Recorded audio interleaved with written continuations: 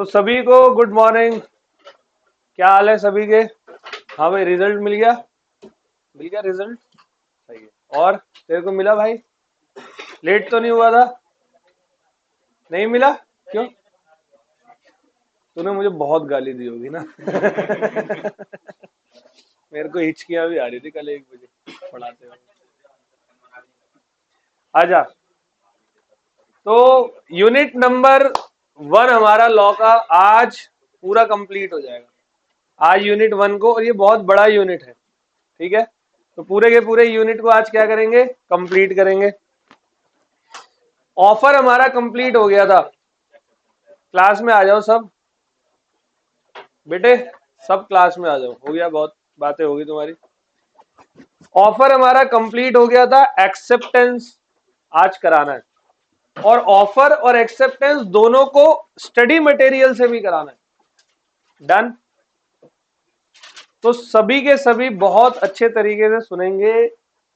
एक 15 मिनट के आसपास की व्हाट बोलो रिवीजन। तो लेट्स स्टार्ट। शुरुआत से करा रहा हूं, बिल्कुल शुरू से, स्टार्टिंग से।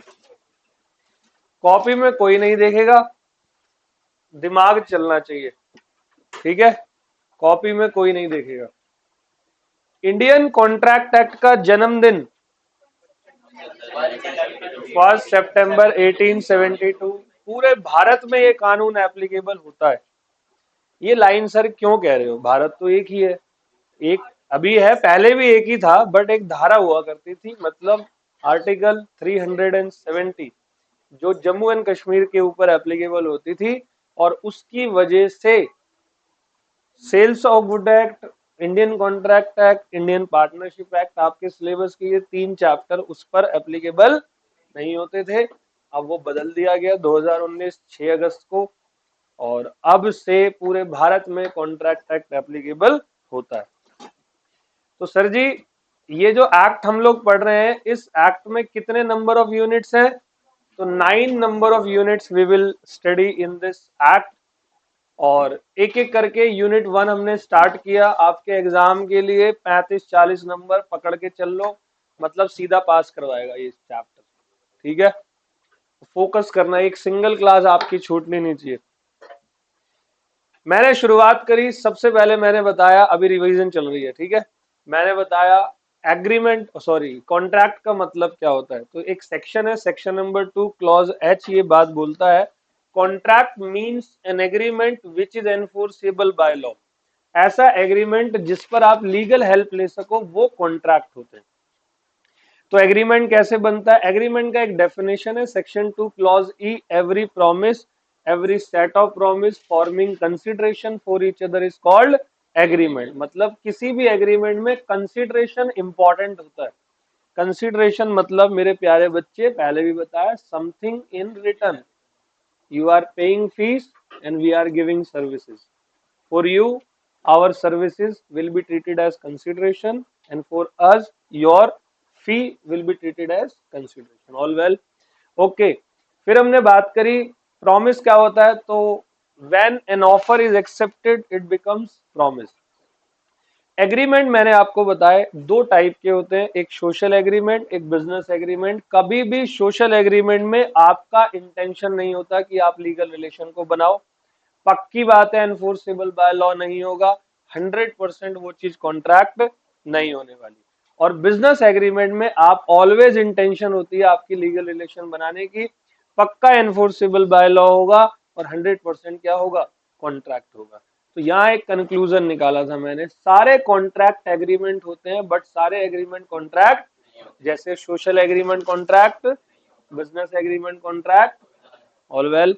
अभी टाइप्स ऑफ कॉन्ट्रैक्ट की बात करते हैं। कॉन्ट्रैक्ट के टाइप्स में नंबर ए मैंने किया था on the basis of creation, मतलब कैसे आप कॉन्ट्रैक्ट को क्रिएट करते हो। एक होता है एक्सप्रेस कॉन्ट्रैक्ट। एक्सप्रेस में आप अपने कॉन्ट्रैक्ट को क्रिएट कर रहे हो, कैसे? या तो ओरली या राइटिंग में। बहुत ही मेजर मेजर कॉन्ट्रैक्ट जो होते हैं वो आप राइटिंग में ही बनाते हो, छोटे मोटे आप ओरली बना लेते हो। दूसरा है इम्प्लाइड कॉन्ट्रैक्ट, जहां आप ना तो कुछ बोलते हो, ना आप राइटिंग में लिखते हो, ना ओरल होता है, फिर भी कॉन्ट्रैक्ट हो जाता है। जैसे रेलवे स्टेशन पे कुली ने आपका सामान उठाया, आपने कुछ बात नहीं करी, कुछ नहीं हुआ, कॉन्ट्रैक्ट है। ऑल वेल, आप बस में बैठ गए, किसी रूट की बस में बैठ गए, इम्प्लाइडली आप हर बार थोड़ी ड्राइवर से पूछते रहोगे, है ना, कि भाई वहां जाएगी, वहां जाना है, वहां जाना है, ऐसे थोड़ी, ड्राइवर तो पगला जाएगा। ठीक है, इम्प्लाइड कॉन्ट्रैक्ट। तो तीसरा होता है टैसिट कॉन्ट्रैक्ट। टैसिट मतलब ऐसे कॉन्ट्रैक्ट जो कि पार्टीज के कंडक्ट के द्वारा चलते हैं। ऐसे कॉन्ट्रैक्ट जो पार्टीज के कंडक्ट के द्वारा चलते हैं उनको आप क्या कहते हो? टैसिट कॉन्ट्रैक्ट कहते हो।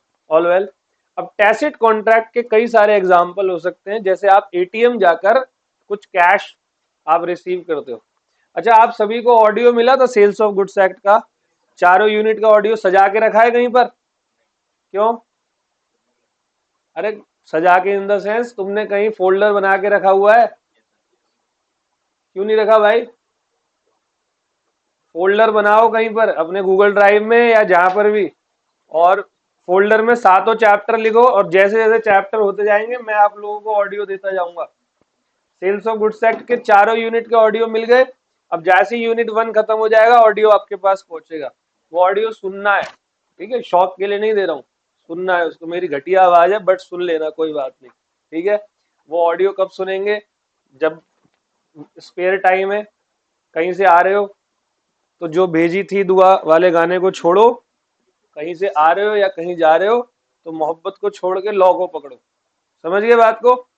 आप सभी को ये काम करना है। तो वो ऑडियो भेजा क्यों है? सजा के रखने के लिए भेजा हुआ है। किसी ने आज तक डिस्कशन नहीं किया ऑडियो पे? सेल्स ऑफ गुड्स एक्ट चारों यूनिट के, चार के नहीं भेजे तो दो के और भेज दूंगा, शायद वो फिर पुराने बैच को भेजे थे, तो तुम्हें भेज दूंगा। डन। एक गूगल ड्राइव पे फोल्डर बना लो पूरा, ये ऑडियो तुम्हारे लिए बिल्कुल क्या कहते हैं, राम बाण का काम करने वाला है। एट द एंड एग्जाम में ये ऑडियो ही काम आएगा। जिस दिन पेपर होगा ना तुम्हारा, सुबह के 7 घंटे में पूरी रिवीजन करनी है। किताब लेके बैठोगे क्या? 7 घंटे में 14 बार रिवीजन हो जाएगी अगर ऑडियो सुनते रहोगे तो। ये कई बच्चों ने किया हुआ है, इसलिए बोल रहा हूँ। एक बच्चा कह रहा था सर मैं गिन रहा था 14 बार रिवीजन करवाएंगे, उसके 67 मार्क्स आए थे लॉ में। ठीक है, तो ये प्रयास करते रहना आप सभी को। कंटिन्यू करता हूं। टैसिट कॉन्ट्रैक्ट मतलब जो कंडक्ट ऑफ द पार्टीज के द्वारा चलते हैं। जैसे कैश विड्रॉ आप एटीएम से करते हो, तो क्या एटीएम आपसे कुछ बोलता है? वो कुछ इशारे दे रहा होता है, लिखी होती है उसकी स्क्रीन पर, आप उसको बस फॉलो करते हो। ऑक्शन सेल जब होती है तो वहां पर क्या होता है? हथौड़ा मारते हैं ना 3 बार, फॉल ऑफ हैमर, तो उससे क्या हो गया कि भाई गुड सोल्ड हो गया। All well. फिर हमने बताया types of contract on the basis of enforceability, मतलब क्रिएट कर लिया, अब ये चेक करो कि जो भी आपने एग्रीमेंट क्रिएट किया है वो एग्रीमेंट एनफोर्सेबल बाय लॉ है या? पर चला एग्रीमेंट क्रिएट कर लिया और वो तो सोशल एग्रीमेंट था या वो डोमेस्टिक एग्रीमेंट था, तो एनफोर्सेबल बाय लॉ होना इज वेरी इंपॉर्टेंट। एनफोर्सेबिलिटी के लिए टोटल 6 पॉइंट मैंने आप लोगों को पढ़ाए थे, जिसमें 5 तो सुपर इंपॉर्टेंट है। सबसे पहला, कॉन्ट्रैक्ट आपका वैलिड होना चाहिए। देखो भाई, एक्ट ये कहता है कि कोर्ट में आप तभी जा सकते हो जब आपने क्या कॉन्ट्रैक्ट बनाया हो? वैलिड। तो आपको पता होना चाहिए ना कि मैंने जो बनाया वो वैलिड बनाया, वॉइड बनाया, जो भी बनाया। ठीक है, तो नंबर 1, वैलिड कॉन्ट्रैक्ट बनाने के लिए आपको एक सेक्शन नंबर 10 दिया हुआ है, और एक सेक्शन नंबर 10 के अलावा कुछ और पॉइंट भी है जो बहुत जरूरी होते हैं वैलिड कॉन्ट्रैक्ट को बनाने के लिए। मैंने अपने इस नोट्स के अंदर वो सारे के सारे मर्ज करके आपको सीक्वेंशली पढ़ाए थे, याद है? तो सुनो, कोई भी वैलिड कॉन्ट्रैक्ट बनाने के लिए सबसे पहला प्रॉपर ऑफर और उसकी, सर वो तो सोशल एग्रीमेंट में भी होती है, वो तो वैलिड कॉन्ट्रैक्ट नहीं होता। तो दूसरी बात, आपकी इंटेंशन होनी चाहिए लीगल रिलेशन को, मतलब आप कोई भी सोशल एग्रीमेंट या डोमेस्टिक एग्रीमेंट मत बनाना। यहाँ केस स्टडी बताई थी वेलफेयर वर्सेस वेलफेयर। नंबर 3, आपकी कैपेसिटी होनी चाहिए कॉन्ट्रैक्ट को बनाने की। कैपेसिटी का मतलब होता है इस दुनिया में हर एक पर्सन केपेबल होता है किसी भी कॉन्ट्रैक्ट को बनाने के लिए, माइनर अनसाउंड माइंड और पर्सन डिस्क्वालिफाइड बाय लॉ को छोड़कर। ये पूरी डिटेल यूनिट नंबर 3 में आएगी। चौथी बात, कंसीडरेशन होना इज वेरी इंपॉर्टेंट। कंसीडरेशन का पूरा यूनिट नंबर 4 है। पांचवी बात, फ्री कंसेंट होनी चाहिए, इसका पूरा यूनिट नंबर 3 है। छठा, लॉफुल पर्पस होना चाहिए, इसका भी पूरा यूनिट नंबर 3 है। सातवां, सर्टेनिटी। आठवां, agreement declared not agreement not declared void by law, unit number 3 में आएगा। नौवा, पॉसिबल टू परफॉर्म होना चाहिए। 10वां, other requirement of other law. All well. फिर वॉइड एग्रीमेंट क्या होता है? वॉइड एग्रीमेंट मतलब useless agreement, agreement with minor, unsound mind, without consideration, unlawful, uncertain, ये सब क्या होते हैं? Void agreement. मतलब बनाते ही, जैसे ही एक्सेप्टेंस दी वैसे ही यूजलेस हो गया। वॉइड मतलब यूजलेस, मतलब अगर आपने किसी माइनर से एग्रीमेंट बनाया तो कोर्ट में नहीं जा सकते बाद में। समझ गए? माइनर कौन? छुटकू। वो कह रहा देखो तेरे पे इशारे कर रहा है। ओके, आगे बढ़ते हैं। तीसरा है वॉइड कॉन्ट्रैक्ट। देखो, वॉइड एग्रीमेंट शुरू से यूजलेस होते हैं, वॉइड कॉन्ट्रैक्ट बनाते वक्त वैलिड होते हैं, परफॉर्मेंस होने से पहले कुछ ऐसी संभावनाएं आ जाती है जिससे परफॉर्म कर पाना असंभव हो जाता है। जैसे फार्मर, और मैं फार्मर हूं, आपने मुझसे एग्रीमेंट किया कि मेरे खेतों के सारे गेहूं आप खरीद लोगे 5 रुपए पर केजी। ओके, एग्रीमेंट में कोई दिक्कत नहीं है, सब कुछ ओके था। लेकिन बरसात इतनी भयंकर हुई, डिलीवरी से एक दिन पहले इतनी भयंकर बारिश हुई कि सारा गेहूं खराब हो गया। तो क्या अब मेरे अगेंस्ट में आप लीगल एक्शन ले सकते हो? नहीं, मैंने थोड़ी कोई गलत काम किया है। तो जो ये फार्मर से एग्रीमेंट बना था वो वैलिड था बनाते वक्त, लेकिन परफॉर्मेंस से पहले अब यूजलेस हो गया। अब आप मेरे अगेंस्ट में लीगल एक्शन नहीं ले सकते। फिर था वॉइडेबल। वॉइडेबल में एक पार्टी सही होती है, एक गलत होती है। गलत पार्टी सही के साथ में जबरदस्ती कॉन्ट्रैक्ट बनाती है, या तो फिजिकल फोर्स करके, या झूठ बोलकर, फ्रॉड कर कर, या मोरली प्रेशर करके। इसकी पूरी डिटेल यूनिट नंबर 3 के अंदर आने वाली है। फिर हमने इलीगल की बात करी। इलीगल मतलब वॉइड प्लस पनिशेबल। देखो, वॉइड सिर्फ वॉइड होता है, वहां पर पनिशमेंट नहीं मिलती, लेकिन इलीगल वॉइड भी होता है और साथ में आपको पनिशमेंट भी मिलेगी। डन था। फिर मैंने आपको बताया on the basis of performance contract होता है एग्जीक्यूटेड और एग्जीक्यूटरी।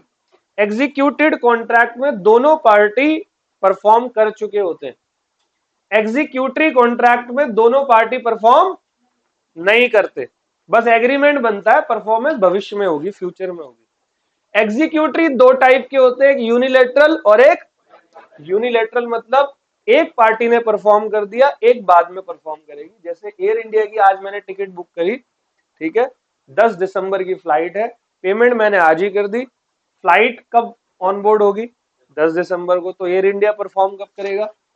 तो ये यूनिलेटरल है, मतलब मेरे पे एक ही पर्सन जो है एग्रीमेंट में अपनी परफॉर्मेंस दे पाता है, बाइलेटरल में दोनों देते हैं। ऑल वेल, आगे बढ़ते हैं। फिर कुछ मिसलेनियस बात करी मैंने। अनएनफोर्सेबल कॉन्ट्रैक्ट के बारे में बताया था। It means the contract which are good in substance but due to some technical reason like not proper stamping, not proper signed, not proper registered, barred by limitation, the contract becomes unenforceable. All well, जो नए बच्चे हैं वो backup ले रहे हैं साथ में, कोई ऐसे ऐसे क्यों कर रहे हो? बैकअप चल रहा है आपका, अपलोडेड है वीडियो, है ना? कल भी आई थी 8 बजे, परसों भी आई थी 8 बजे, आज भी आएगी 8 बजे, कल भी आएगी 8 बजे, रोज 8 बजे लॉ की वीडियो। सोच रहा हूँ 5 साढ़े 5 बजे इकोनॉमिक्स स्टार्ट कर दो, कर दे, कर देते हैं। चलो, तो आगे बढ़ते हैं। हो गया बस ये। फिर ई कॉम कॉन्ट्रैक्ट है, छोटे छोटे थे। मेन, अब पिछली क्लास का रिवीजन, जो पिछली क्लास था, एग्जाम में 90% से ज्यादा चांसेस है आपका क्वेश्चन पिछली क्लास से आएगा, आपके एग्जाम का क्वेश्चन लास्ट क्लास से आएगा जो हमने किया, 90% से ज्यादा चांसेस है। तो कोई बात नहीं, पिछली क्लास में भी बड़ी मेहनत की थी हमने, 1.25 घंटे के आसपास, 1.5 पौने 2 घंटे, इस बार भी करते हैं। एक बार रिवीजन कराऊंगा स्लोली। ऑफर देना होता है, किसी भी कॉन्ट्रैक्ट को बनाने के लिए पहला स्टेप क्या होता है? ऑफर। बिना ऑफर के कोई भी कॉन्ट्रैक्ट अपने मतलब रिजल्ट तक पहुंच नहीं सकता। You have to give the offer. तो जब भी आप ऑफर दोगे तो ऑफर के कई सारे नियम होते हैं, पहले तो आपको ये पता होना चाहिए कि ऑफर का मीनिंग क्या होता है। तो सेक्शन नंबर 2 ए, ठीक है, क्योंकि पहला स्टेप है तो इसलिए ए से शुरू हुआ, ठीक है। सेक्शन नंबर 2A कहता है when one person signifies means expressing his willingness to do और abstain from doing। abstain मतलब कभी कभी ऑफर हम कुछ ना करने के लिए भी करते हैं। with a view to obtain the assent of that other person। मैंने ऑफर क्यों दिया? ताकि आप मुझे एक्सेप्टेंस दो, क्योंकि मुझे कॉन्ट्रैक्ट बनाना है। कॉन्ट्रैक्ट में ऑफर के साथ दूसरा भाई बड़ा इंपॉर्टेंट है, एक्सेप्टेंस, जो कि आज पढ़ेंगे हम। When one person signifies his willingness to do or abstain from doing any activity or thing etc. is called what? Offer। समझ में आ गया? With a view to obtain the assent of that other person। फिर मैंने आपको offer के types पढ़ाए, साथ साथ देखना हो तो देख भी सकते हो। ऑफर के मैंने आपको टाइप्स पढ़ाए। सबसे पहला on the basis of certainty of the offeree, मतलब जिसको मैं ऑफर दे रहा हूं वो बंदा कौन है।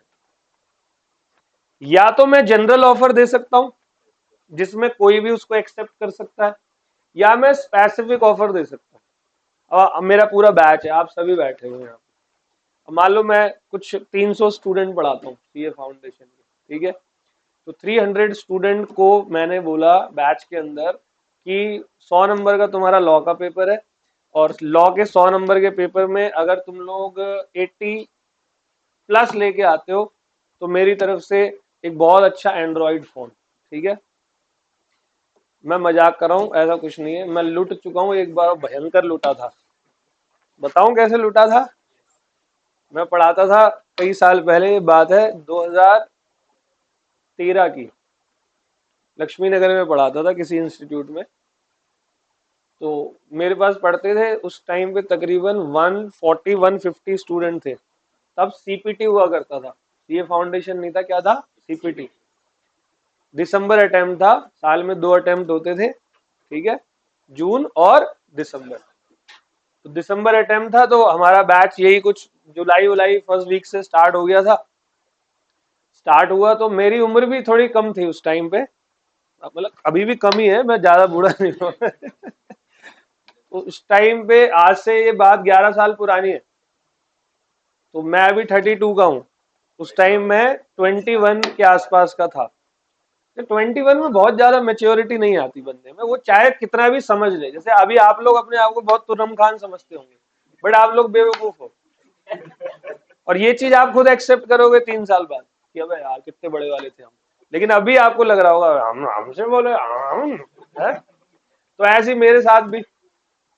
तो अब 21 की उम्र में कोई बंदा 200-250 बच्चों का बैच पढ़ा रहा है, थोड़ा सा आ जाता ना।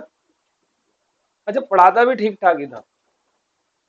तो क्या हुआ, मैंने अपने बैच में अनाउंस कर दिया, थोड़ा सा जोश में था किसी दिन। मैंने कहा 40 नंबर का पेपर होता था, नेगेटिव मार्किंग के साथ एमसीक्यू क्वेश्चन होते थे। मैंने कहा जिसके भी 38 आ गए उसको सैमसंग का फोन दूंगा। उस टाइम आता था J7, 15,000 रुपए का। मैं कहा जिसके 38 आ गए फोन दूंगा। उन्होंने कहा ठीक है। तो मैं तो इंस्टीट्यूट से वाकिफ था, वो इतने नंबर देता ही नहीं, लेकिन मुझे ये नहीं पता था मैं ज्यादा अच्छा पढ़ा रहा हूँ, ठीक है। सॉरी, अपना थोड़ा सा प्रमोशन कर रहा था खामखा की। मैंने क्लास में पढ़ाया, पूरा बैच हो गया, ठीक है, अच्छा था, पूरा बैच पढ़ा दिया, सब कुछ हो गया। उसके बाद जो है रिजल्ट आया। तो रिजल्ट आया तो किसी बच्चे का मेरे पास मैसेज आता है, सर गॉट 38। अच्छा, मेरे को पता था 5-6 बच्चे तो लाएंगे, तो मैं इतना बजट मेरे पास था कि ठीक है भाई 5-6 बच्चे लाएंगे तो कोई बात नहीं। अगला मैसेज 38, 38, 39, 38।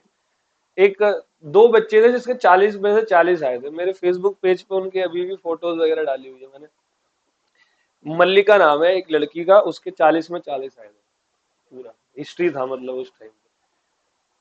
उसका भी सर गॉड 40 में 40। अच्छा, अब 9वां 10वां फोन हो चुका था, मुझे बिल्कुल खुशी नहीं हुई उसके 40 नंबर आने पे, ठीक है।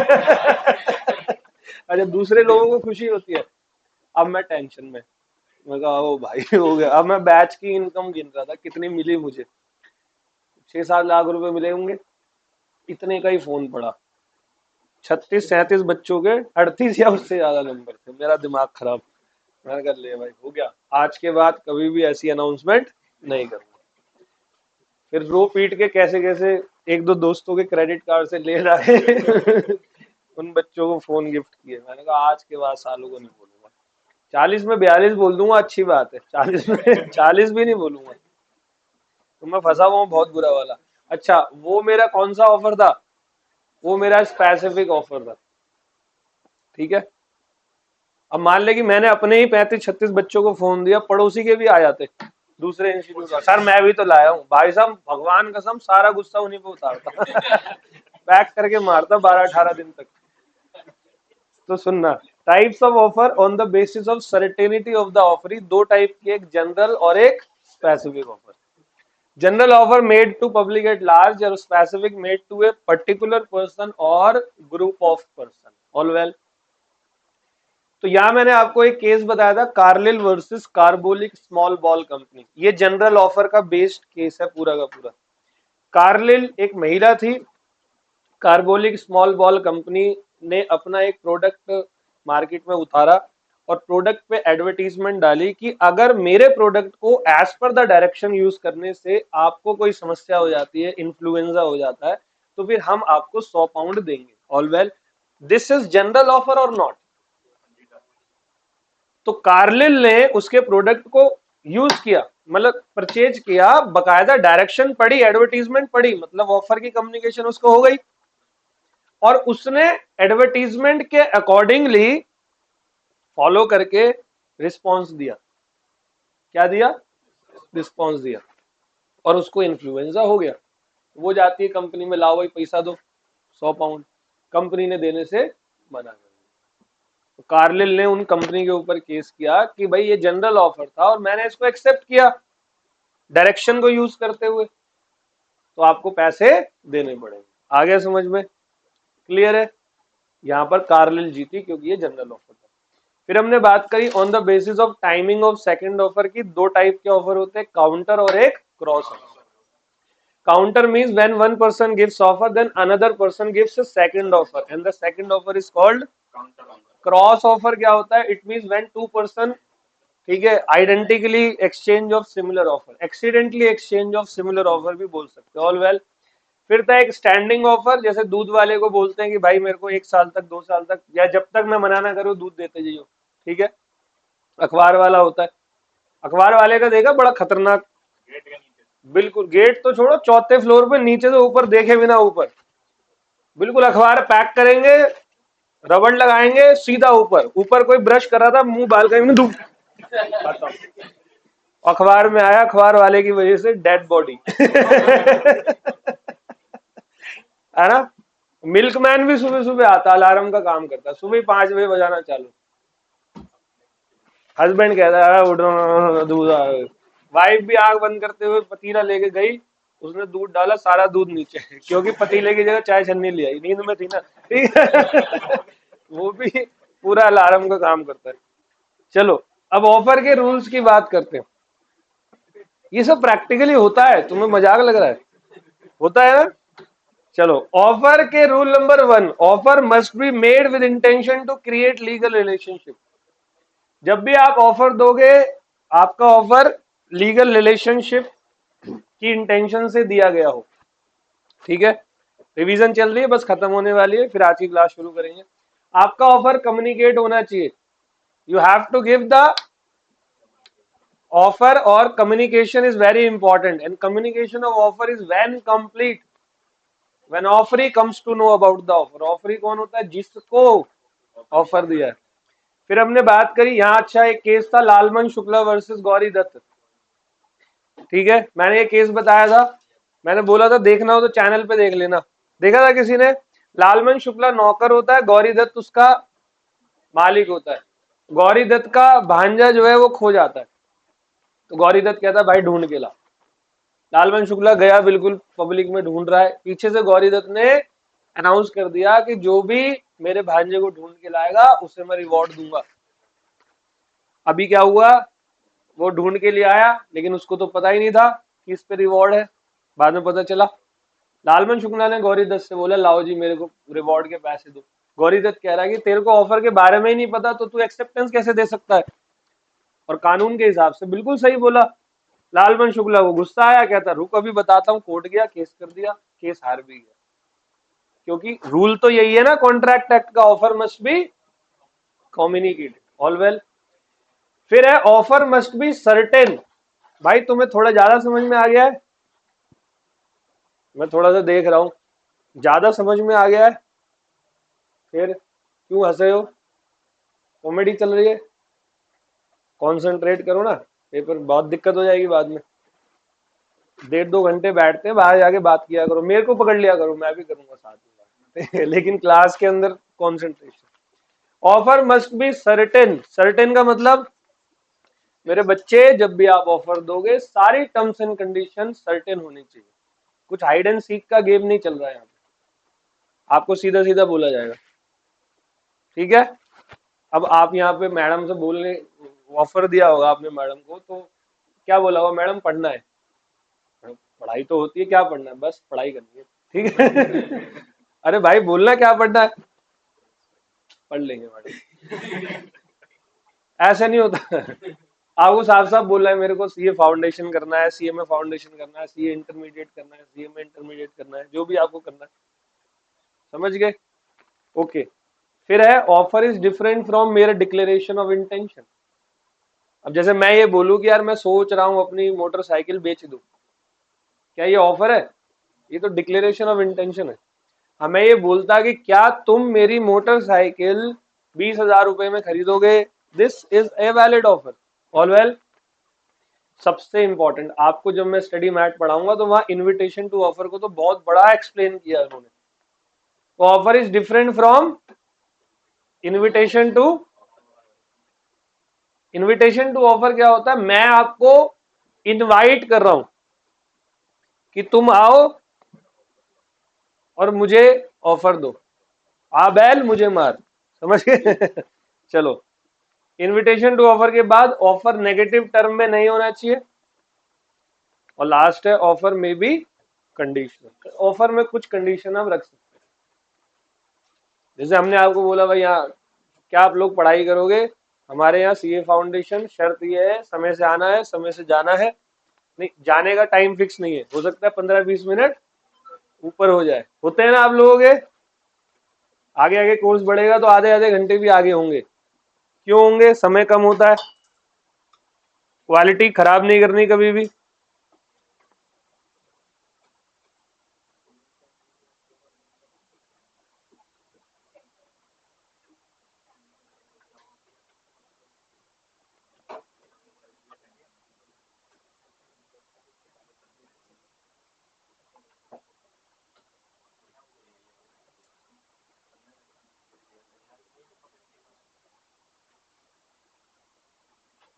ओके,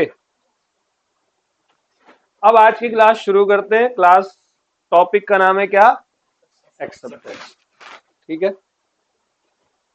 अच्छे से समझना है। क्लास स्टार्ट, ठीक है। ऑफर का सेक्शन 2A था, 2 क्लॉज ए, एंड एक्सेप्टेंस का क्या है, 2B। एक स्टेप चल रहा है, देखो, ए से ऑफर, बी से एक्सेप्टेंस। एक्सेप्टेंस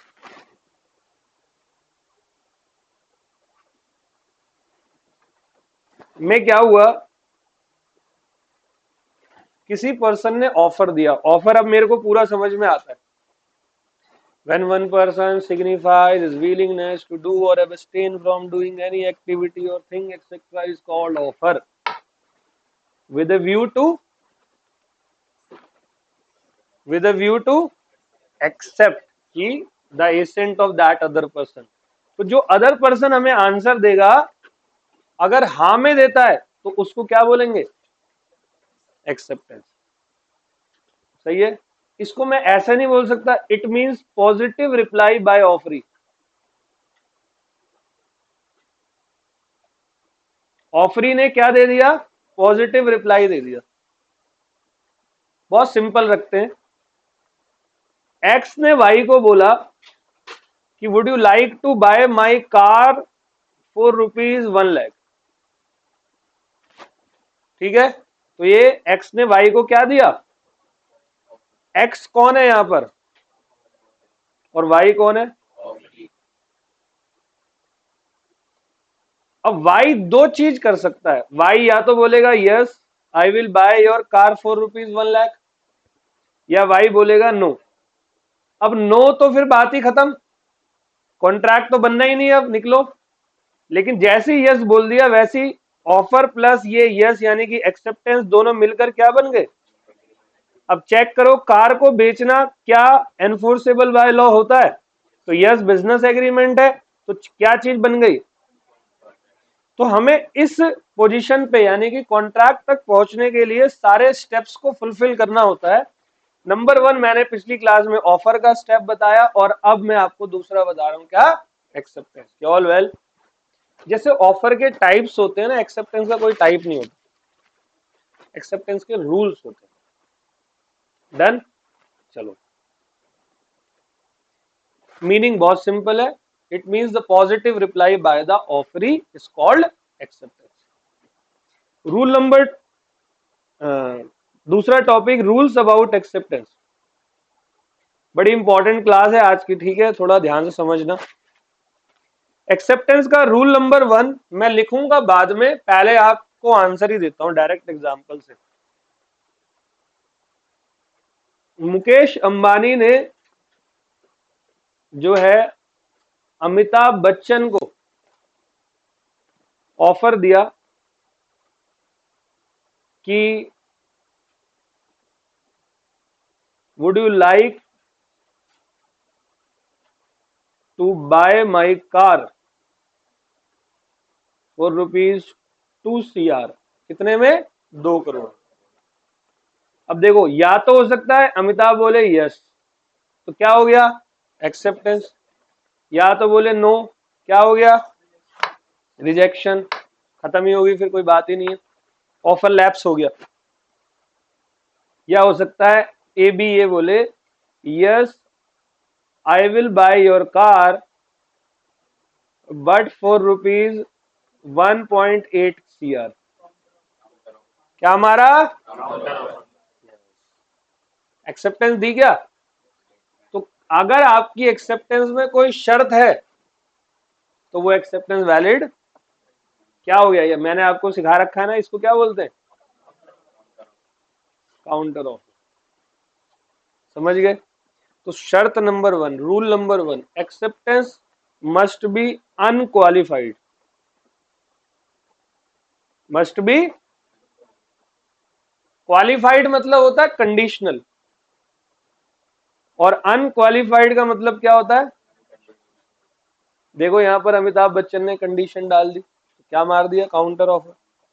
रूल नंबर 1 समझ में आया? कैसा लगा बेटे?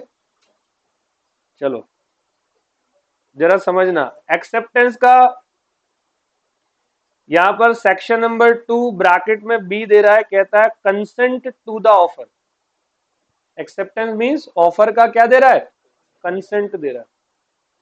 When the person to whom the proposal is made signifies his assent, मतलब यस, रजामंदी, हाँ जी, there to the proposal is said to be. तो एक्सेप्टेंस का रूल है, रूल नंबर 1 कहता है acceptance must be absolute and unqualified, बिना किसी कंडीशन के होनी चाहिए। कहता है acceptance should be for the exact terms of the offer as proposed by the absolute and unqualified. It should be the mirror image of the offer. मतलब मैंने बोला ना 2 करोड़ में मेरी कार खरीदेगा, तो तुम क्या बोलोगे? हाँ 2 करोड़ में खरीदूंगा। तो तुमने 1,80,00,000 बोल दिया तो क्या हो गया? तो मिरर इमेज होना चाहिए, जो मैंने बोला उसी पे तू हाँ बोलेगा, otherwise it will be treated as. समझ गए? एक्सेप्टेंस का रूल नंबर 2, और ये रूल बहुत बहुत बहुत इंपॉर्टेंट है, तो मैं डायरेक्टली पहले रूल को समझाऊंगा। रूल नंबर 2 कहता है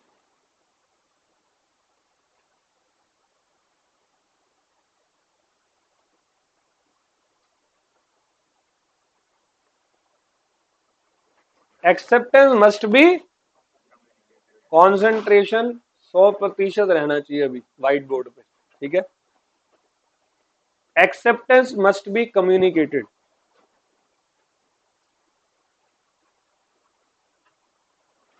ठीक है। मिस्टर एक्स, क्या बोलूं इसको,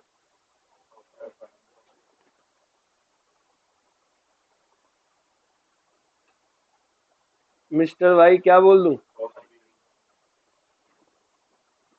तो प्रक्रिया स्टार्ट करते हैं पूरा एग्रीमेंट बनाने की। अच्छा, बन रहा है लेटर के थ्रू।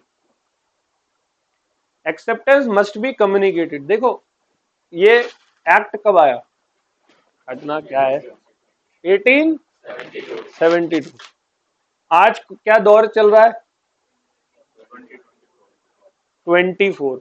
कितने साल हो गए बताओ। आज के दौर में कम्युनिकेशन कैसी है, कम्युनिकेशन का लेवल कैसा है,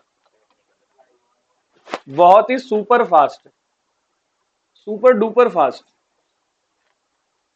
मतलब जैसे कोई रेस्टोरेंट में जाता है, आपने तो देखा वो स्नैपचैट, उस पे क्या हो, फिल्टर लगा लगा के गंदे से मोमोज खाता है, फिल्टर लगा के हैविंग मोमोज है। तो वो मतलब अभी मोमोज खाए भी नहीं है, उससे पहले वो पब्लिक को दिख जाते हैं स्नैपचैट पे, है ना, गलत तो नहीं कह रहा। फेसबुक वगैरह पे जैसे कोई यहाँ से जा रहा होता है कोलकाता, वो जनरल बोगी से जा रहा है ट्रेन से, और वो फेसबुक पे स्टेटस में लगाता है Indira from Indira Gandhi international airport. देखा है तुम लोगों ने उसके पेज पे, जैसे ही कहीं घूमने जाएगा वहीं फोटो लगाना चालू, भाई अच्छी बात है, लगानी चाहिए। हम लोगों को फिर थोड़ी सी एनवीनेस हो जाती है उनकी फोटोज देखकर, जलते हैं, अबे यार ये तो कश्मीर घूम रहा है और हम यहाँ पर साला बंद कमरे में यहाँ पर ऑफर और एक्सेप्टेंस सुन रहे हैं, है ना। एनवीनेस हो जाती है कि यार इसकी लाइफ तो बहुत अच्छी है, ऐसा नहीं होना चाहिए। वो अपनी जिंदगी के बहुत सारे नंबर ऑफ आवर्स के बहुत सारे मिनटों में से एक पल जो सबसे बेस्ट था उसकी फोटो आपको दिखा रहा है, और आपको लगता है उसकी जिंदगी, और वो दूसरों को देख के ये सोचता है। मैंने आज ही सुबह लिखा है अपने स्टेटस पे, कुछ मन सा कर गया, मगर चलो लिखते हैं। क्या है, समवन क्वेश्चन मार्क, इंसान क्या चाहता है, आंसर है जो है उसके अलावा सब, जो हमारे पास है उसके अलावा एनविनेस होती है हमारे अंदर में, हमारे मन में। चलो मैं कुछ और बता रहा हूं, ये तो ऐसी बात कर ली थोड़ी सी। आजकल कम्युनिकेशन का दौर इतना तगड़ा हो चुका है कि मतलब जैसे मैंने आपको ऑफर दिया तो कोई टेंशन नहीं है, फोन कर सकता हूँ, वीडियो कॉल कर सकता हूँ।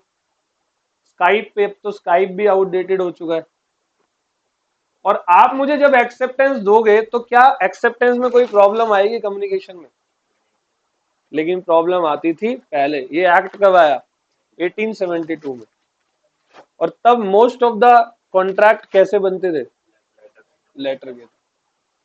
उससे पहले कबूतर जाता था, है ना, कबूतरों ने गड़बड़ करना स्टार्ट कर दिया, रास्ते में अफेयर्स करने लगे और उनके लेटर पहुंचते ही नहीं थे। तो फिर उन्होंने कहा चल भाई अब कबूतरों को छोड़ देते हैं, अब लेटर स्टार्ट करते हैं। तो भारत क्या पूरी दुनिया में सबसे ज्यादा जो कॉन्ट्रैक्ट बने हैं वो किसके थ्रू बने हैं, लेटर्स के थ्रू बने। अब सबसे ज्यादा कम्युनिकेशन की प्रॉब्लम लेटर्स में ही आती है। आजकल इतनी ज्यादा समस्या नहीं आती, फिर भी सुनना। ऑफरर ने ऑफरी को ऑफर दिया, मान लो 25 दिसंबर,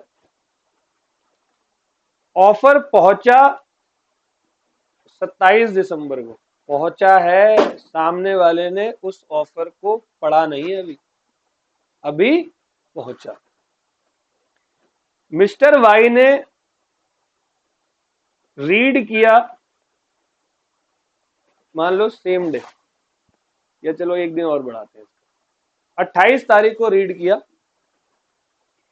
क्वेश्चन नंबर 1, ऑफर की कम्युनिकेशन कब कंप्लीट हुई? किस तारीख को? क्यों? क्योंकि मैंने आपको साफ साफ पढ़ाया, कम्युनिकेशन ऑफ ऑफर मतलब offer must be communicated and communication of offer is when complete when offeree यानी कि mister Y comes to know about the offer. अब इसने रीड कर लिया 28 को, एक्सेप्ट भी करा and post it on same day, same day post कर दिया। फिर ये यहां पर पहुंचा, एक्सेप्टेंस रीच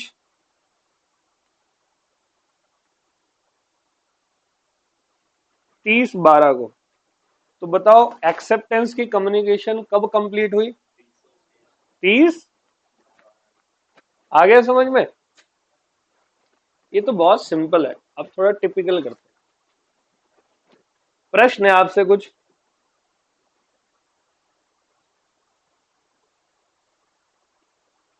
आंसर देना। Communication of offer is when completed, बताओ आंसर। ऑफर की डेट बताओ। 28। ऑफर की 28 है। चलो, communication of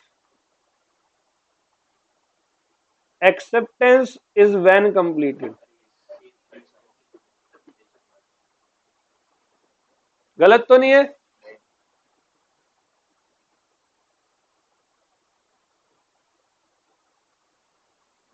communication of offer is when completed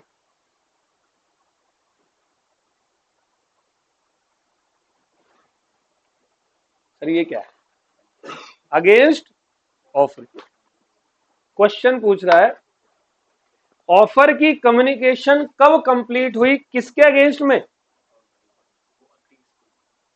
अब यही समझना है ना, इतना आसान होता तो इंपॉर्टेंट क्यों लिखता? पहले बताओ ये ऑफर की बात करा या एक्सेप्टेंस की? ऑफर के ये नीचे वाले और एक्सेप्टेंस के ऊपर वाले। इस बंदे को क्या बोलते हैं? इसको क्या बोलते हैं? ये किसके अगेंस्ट में पूछ रहा है? किसके अगेंस्ट में पूछ रहा है? ऑफरी के अगेंस्ट में कौन होता है? इसकी डेट क्या है? आया समझ में? आया समझ में? दोबारा बोलूं? मुझे पता है ये हवा हवाई हुआ है, इसलिए कह रहा हूं कॉन्सेंट्रेट करो, इंग्लिश को समझो। कम्युनिकेशन ऑफ ऑफर, ऑफर का कम्युनिकेशन कब कंप्लीट हुआ? ऑफरी के अगेंस्ट में। तुम ऑफरी हो, मैं ऑफरर हूं, तो तुम्हारे अगेंस्ट में कौन खड़ा है अभी? तो ऑफरर वाली डेट यहां पर आपको डाल देनी है। ऑफरर की डेट क्या है? आ गया समझ में? चलो एक क्वेश्चन और, अभी आ जाएगा, 2 मिनट में आ जाएगा सब। Communication of offer is when completed against offerer। Offeror कौन है? इसके अगेंस्ट में कौन है? इसको कब पता चला? सही है। चलो अगला क्वेश्चन। कम्युनिकेशन ऑफ एक्सेप्टेंस का पूछ लिया ना? हाँ, communication of acceptance is when completed against offeror. Against, देखो ये किसकी बात कर रहा है? मतलब ऊपर वाली डेट देखी जाएंगी, ऊपर वाली डेट देखेंगे किसके अगेंस्ट में? ऑफरर के अगेंस्ट में। ऑफरर के अगेंस्ट में क्या डेट है? आ गया समझ में? चलो 28/12। Communication of acceptance is when completed against offeree. Offeree कौन है? ये बंदा। बात किसकी कर रहा है? एक्सेप्टेंस की। इसके अगेंस्ट में कौन है? ये। तारीख क्या है? आ गया समझ? कोई है ऐसा जिसको नहीं आया? आ गया भाई? तो आंसर क्या है मेरा? और भी कुछ बातें करेंगे। तो बहुत इंपॉर्टेंट, देखो मैंने लिखा भी हुआ, very very important. Acceptance must be communicated. जानबूझ के डेट्स चेंज कर दी एग्जाम्पल में यहाँ पर, ताकि तुम खुद सॉलिड तरीके से आंसर दो। ए ऑफरर है, उसने offer letter in the course of transmission डाला 1 जनवरी को। वो नहीं होता वो लाल लाल सा गोल सा देखा है तुमने जिसमें लेटर बॉक्स, उसी को कहते हैं put in the course of transmission. Number 1 था ये स्टेप। नंबर 2, ऑफर लेटर पहुंचा 5 तारीख को बी के पास, लेकिन बी ने एक्सेप्ट कब किया है और पोस्ट कर दिया कब? और एक्सेप्टेंस लेटर कब पहुंची? पहला क्वेश्चन तो ये है, ऑफर की कम्युनिकेशन कब कंप्लीट हुई? 5 को। पूछो क्यों? मैंने ऊपर ये लिखा थोड़ी है कि उसने रीड कब किया। तो मैं ये मान के चल रहा हूं ऑफर लेटर जब पहुंचा है कम्युनिकेशन तो 5 तारीख को कंप्लीट हुई। All well. लेकिन मान लो लिखा होता कि उसने रीड किया 6 तारीख को, तो फिर 6 को होती। अगर लिखा होता उसने रीड किया 7 तारीख को, तो फिर 7 को होती। आगे समझ? कम्युनिकेशन एक्सेप्टेंस की कब कंप्लीट हुई? तो वही अगेंस्ट वाला वर्ड आ गया। अब अच्छे से समझना। नंबर 1 लेफ्ट साइड में कह रहा है अगेंस्ट द ऑफरर। ऑफरर कौन है? इसके अगेंस्ट में कौन है?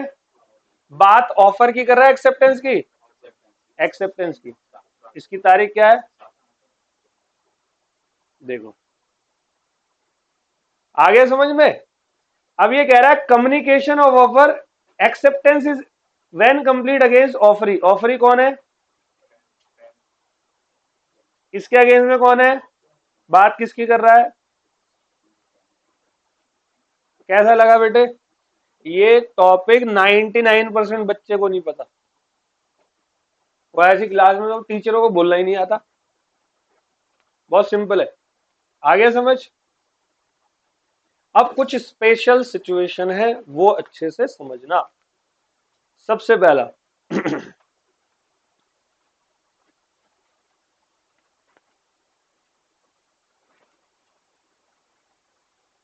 एक्स ने वाई को अपना ऑफर दिया, मान लो थ्रू लेटर।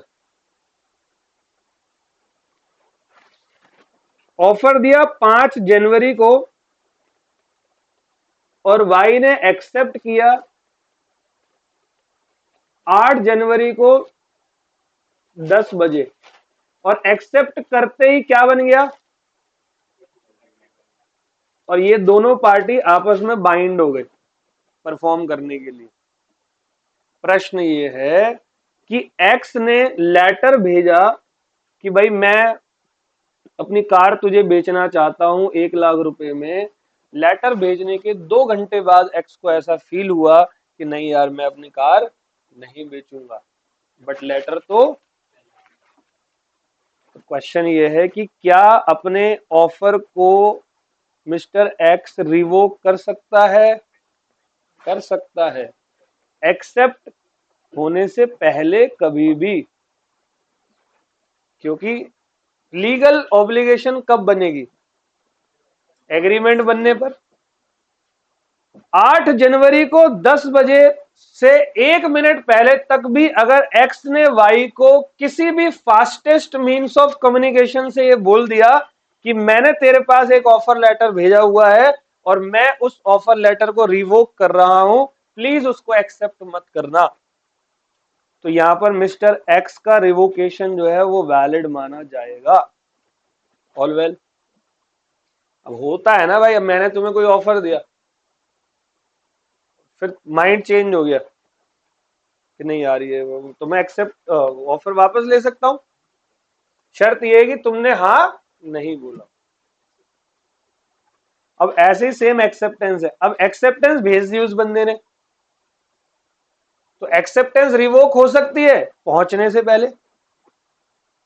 अब मान लो भाई ने एक्सेप्टेंस भेज दिया, हाँ भाई मैं तेरी कार खरीदूंगा 5 लाख रुपए में, एक्सेप्टेंस को पोस्ट कर दिया, फिर गया अलमारी में देखा पैसा तो है ही नहीं, चोरी हो गया, कुछ भी हो, XYZ कोई भी बात हो गई, तो वाई ने फोन कर दिया कि भाई मैंने एक्सेप्टेंस लेटर भेजा हुआ है लेकिन मैं उसको रिवोक कर रहा हूं। लेकिन एक्सेप्टेंस अगर पहुंच गया तो एक्सेप्टेंस की कम्युनिकेशन हो गई, और कम्युनिकेशन होते ही वो चीज क्या बन गई, एग्रीमेंट। अब तो लीगल बाइंडिंग हो गया, अब तो आपको परफॉर्म करना। और अगर अब आप तोड़ते हो तो मैं आगे आने वाले यूनिट में बताऊंगा कि अगर परफॉर्म नहीं करते तो इसको कहते हैं ब्रीच ऑफ कॉन्ट्रैक्ट। क्या कहते हैं? ऑल वेल, समझ गए सब? Yes sir. बोल बोल।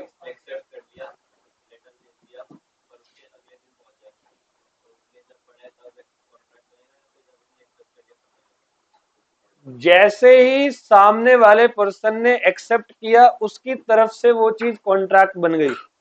लेकिन ये बात मुझे थोड़ी पता है, तो जब एक्सेप्टेंस लेटर मेरे पास पहुंचेगा, मेरी कम्युनिकेशन हो जाएगी, मेरे पास पहुंचा, रीड करा, तभी एक्सेप्टेंस वैलिड मान ली जाएगी। ऑल वेल, अब सुनना, एक्सेप्टेंस में भी कम्युनिकेशन मस्ट में स्पेशल सिचुएशन में सबसे पहला रिवोकेशन। रिवोकेशन में दोनों का करवा रहा हूं, एक ऑफर का भी करता हूं और एक एक्सेप्टेंस का भी रिवोकेशन करता हूं, ऑफर और एक्सेप्टेंस दोनों का। ऑफर का कब होगा? The offeror may withdraw the offer before it's acceptance, that is on, ऊपर वाली सिचुएशन में एक्सेप्टेंस कब वो करिए, 7 जनवरी को यहां पर, चलो। और एक्सेप्टेंस का रिवोकेशन कब हो सकता है? 10 जनवरी से, that is offeree may withdraw the acceptance bye fastest means of communication before the offeror receive the acceptance, that is before 10th of. अब यहां पर कुछ और छोटे छोटे पॉइंट है, जरा इसको देखना। If offeree after accepting the letter fails to post it, offeree ने एक्सेप्टेंस दे दी, लिख विख के पूरा एक्सेप्टेंस करके ड्रॉर में रख लिया, लेकिन पोस्ट करना भूल गया, तो क्या एग्रीमेंट वैलिड होगा? कैसे हो जाएगा वैलिड? कम्युनिकेशन कहां कंप्लीट हुई? एक्सेप्टेंस की। नहीं समझे? सुनना ध्यान से। मैंने आपको ऑफर लेटर भेजा, आपने मुझे उसका क्या भेजा? एक्सेप्टेंस। एक्सेप्टेंस मेरे पास पहुंच गया, एग्रीमेंट वैलिड हो गया। बट मैंने आपको ऑफर लेटर भेजा, आपने एक्सेप्ट कर लिया, लेकिन एक्सेप्टेंस आप भेजना भूल गए, तो मैं तो भाई कोई जादूगर की औलाद तो हूं नहीं कि भाई मेरे को समझ में आ गया कि तूने एक्सेप्ट कर लिया, तेरी गलती है ना। समझ गए बात को? तो यहां पर ये कह रहा है, if offeree after accepting the offer fails to post it, then there will be no agreement. All well. और दूसरा पॉइंट यहां पर ये कहता है, if offeree post the acceptance letter, ये अच्छा पॉइंट है, ऑफरी ने एक्सेप्टेंस लेटर पोस्ट कर दिया, but it is lost in transit, लेकिन वो रास्ते में खो गया, then this will be treated as acceptance provided that acceptor has. अब तुमने पोस्ट किया है, अच्छे तरीके से पोस्ट किया और रास्ते में खो गया, बताओ किसकी गलती? पार्टी की कोई गलती है? वॉइड नहीं होगा सर, वैलिड होगा। यही तो बता रहा हूं, मैं वही तो बता रहा हूं, एक्सप्लेन तो सुन लो अभी आगे, ये जो हरे हरे पॉइंट लिखे हुए इनको देखो। कहता है, if offeree post the acceptance letter, offeree ने एक्सेप्टेंस लेटर भेजा, लेकिन वो रास्ते में क्या हो गया? खो गया, then there will be treated as acceptance provided that acceptor has, उसने प्रॉपरली क्या किया हो? एड्रेस किया हो। A fixed correct value of postage stamp. अच्छा, कोई भी लेटर हम भेजते हैं तो उस पे क्या लगती है? स्टैम्प लगती है। स्टैम्प वैल्यू होती है, देखिए वो चिट्स थी बूढ़े बूढ़े लोगों की। In fact posted it at the post, properly post office के द्वारा पोस्ट किया गया। तो अब यहां पर जो एक्सेप्टर बंदा है वो पोस्ट ऑफिस के नुकसान की भरपाई वो एक्सेप्टर क्यों करे? नहीं आया समझ? गलती तो पोस्ट ऑफिस की थी ना। तो यहां पर अब एक्सेप्टर का नुकसान हो जाए तो फिर ये तो गलत बात हो गई। अब खुद ही सोचो, किसी बंदे को जॉब ऑफर किया गया, किया जॉब ऑफर, सरकारी नौकरी, गवर्नमेंट ने एक ऑफर लेटर भेजा आपको, और ये अभी साल चल रहा है 1905, मान लो आप गरीब तबके के आदमी हो और गलती से आपको गवर्नमेंट ने ऑफर लेटर दे दिया, तो बहुत अच्छी बात है, ऑफर लेटर गवर्नमेंट ने दे दिया। तो अब आपने उस ऑफर लेटर का क्या दिया? एक्सेप्टेंस दिया, प्रॉपरली एड्रेस किया आपने गवर्नमेंट को, पूरा स्टैंप पोस्टेज डाला, इनफैक्ट आपने पोस्ट ऑफिस पे पोस्ट किया है, सब कुछ आपने किया, कोई भी कमी आपने नहीं छोड़ी। आपका एक्सेप्टेंस लेटर रास्ते में खो गया, पोस्ट ऑफिस की गलती की वजह से एक्सेप्टेंस लेटर रास्ते में खो गया। अब बताओ, यहां पर एग्रीमेंट वॉइड होगा तो आपके जीवन पे क्या असर जाएगा? जल्दी से बताओ। खत्म, बेकार। किसकी गलती की वजह से? तो आजकल ये 2-3 साल से ट्रेंड चल रहा है, 1905 के हिसाब से भी अगर आप बोलो तो आपका मोए मोए हो गया, हो या नहीं हुआ? सोचो, मतलब किस्मत में इतने इतनी ऐसी की तैसी लिखी हुई है कि मिली हुई सरकारी नौकरी जो है कानून में लिखे हुए शब्दों की वजह से नहीं मिल पाई। तो भाई कानून इस बात को समझता है। ऑल वेल, लॉजिक आया समझ में? तो देखो, पोस्ट नहीं किया तो तेरी बेवकूफी थी। अब मान लो तेरे को सरकारी नौकरी मिली, तूने फॉर्म वॉर्म भर दिया, पूरा ओके सब कुछ किया, तूने पोस्ट नहीं किया तो तू गधा है फिर। यहाँ कानून गलत नहीं है, या तो तू ही बेकार है। लेकिन मान ले तूने पोस्ट कर दिया और वो भी प्रॉपर तरीके से पोस्ट किया है और रास्ते में खो गया, तो यहाँ पर अब तेरी गलती नहीं मानी जाएगी। लेकिन शर्त यह है कि प्रॉपरली आप इसको क्या करो, पोस्ट करना, प्रॉपरली एड्रेस करना, और पोस्ट ऑफिस से आप उसको भेजना। ऐसे नहीं कि किसी कबूतर के थ्रू भिजवा दिया तुमने कि जाइए जरा, या किसी बंदे के थ्रू भिजवाया, बंदे को तुमसे जेलसी थी और उस पर्सन ने है, हाँ कुछ और भी हो सकता है, बंदे को जेलसी थी और उसने चेंज कर दिया आपका। ऑल वेल, तो मेरे बच्चे हमने 2 रूल्स अभी पढ़े, एक्सेप्टेंस के 2 रूल्स हमने पढ़े। सबसे पहला rule, acceptance must be unqualified, otherwise it will become counter offer. Rule number 2, acceptance must be communicated, और कम्युनिकेशन में मैंने आपको पूरी बाल की खाल निकाल के पढ़ाया है। आई थिंक आपको समझ में आ गया होगा। आ गया भाई? अब बाकी छोटे छोटे बच्चों वाले रूल्स हैं, अब जरा ये भी समझ लो। अब रूल नंबर 3C ये कहता है, acceptance must be given by proper person. एक बार बताओ, ऑफर मैंने तुम्हें दिया, एक्सेप्टेंस कोई दूसरा आके दे रहा है, कैसा लगेगा? कैसा लगेगा? तुम्हें कोई लड़की पसंद है, ठीक है, या किसी लड़की को कोई लड़का पसंद है, और तुमने उसको ऑफर दिया दैट आई लाइक यू या लव यू, जो भी होता है, मेरे को ज्यादा नहीं पता, ठीक है। अब आपने उसको बोला कि मैं तुझे पसंद करता हूं, उसकी दोस्त साथ में खड़ी थी, उसने कहा मैं भी तुझे पसंद करती हूँ।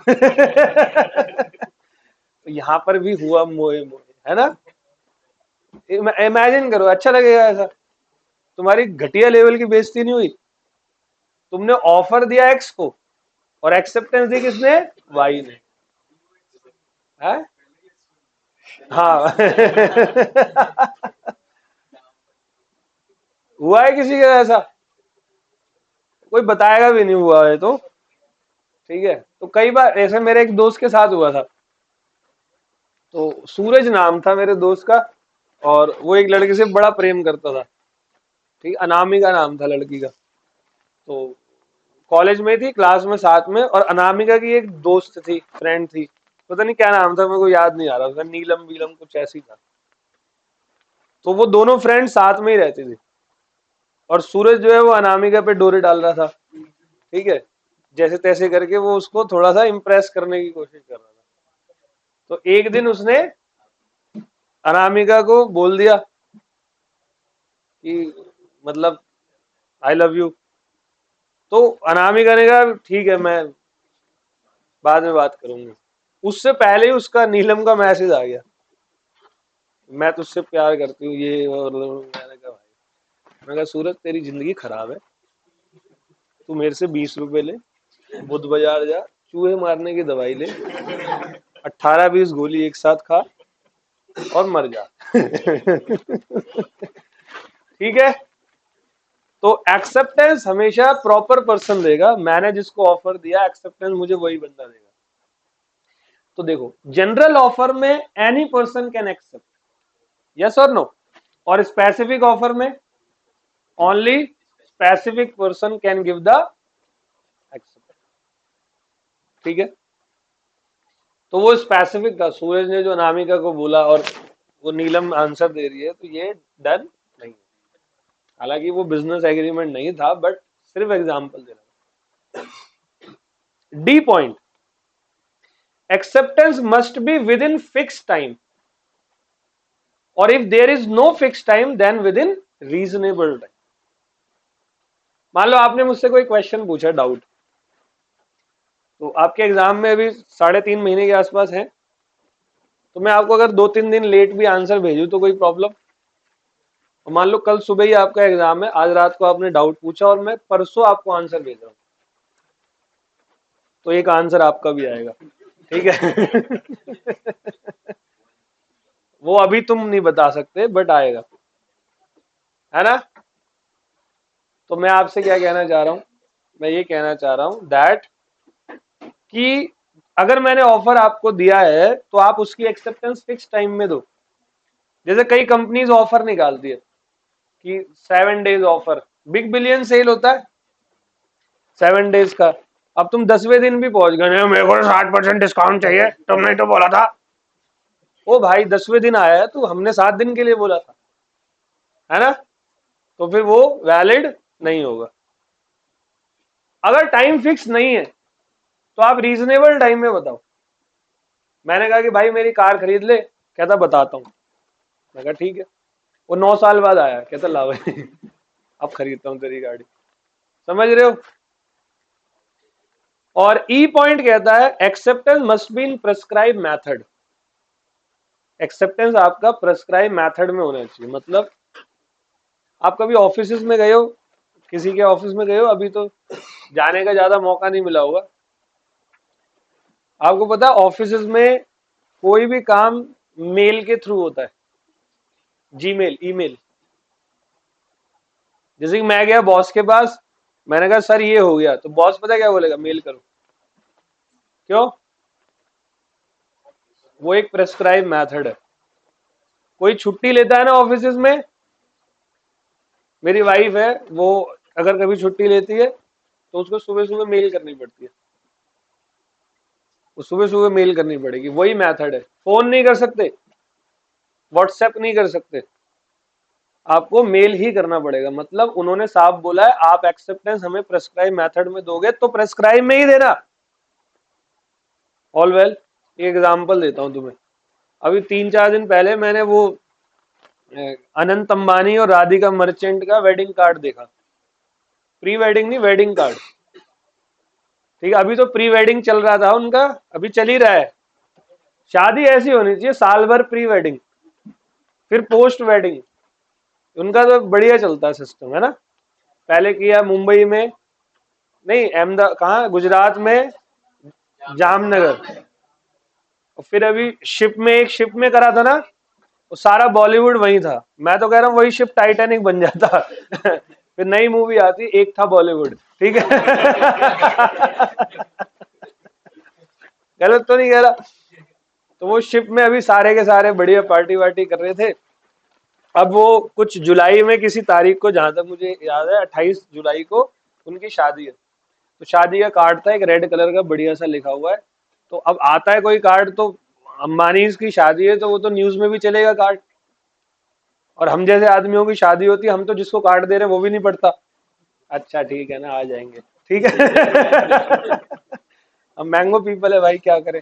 अंबानी से तो उनके कार्ड दुनिया पढ़ती है। मैंने भी पढ़ा, तो पढ़ा तो उसमें मैंने थोड़ा उसको जूम किया, तो उस पर लिखा हुआ था कि शादी के लिए एक ड्रेस कोड था, रिसेप्शन के लिए एक ड्रेस कोड था, और भी कुछ हल्दी मेहंदी, जितने भी बैंड बाजा बारात वाली जो भी चीजें होती है, जितने भी फंक्शंस थे सबके लिए क्या था, ड्रेस कोड। मतलब अब आप वहां जाओगे तो ड्रेस कोड में ही जाओगे।